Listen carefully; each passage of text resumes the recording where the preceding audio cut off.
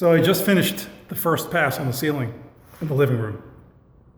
And I can't believe how well this device works.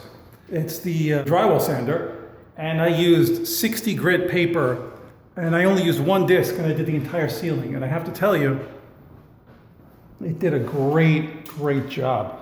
I run my finger over it, and I don't feel the texture, the popcorn texture. I want to get all these rough spots out so that I can move on to the next step.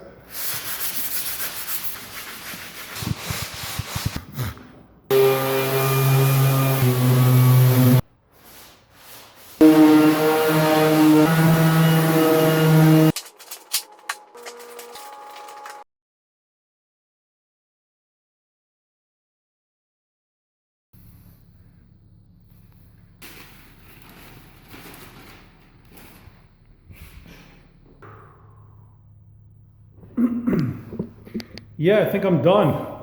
It's great. And that's just the first pass. And it looks good even at the first pass. So I must point out a couple of mistakes that I made along the way. Here's one. I burned the paper on the sheetrock. Burned it. So that's a mistake. I went too far with the sandpaper. I did it in a bunch of places.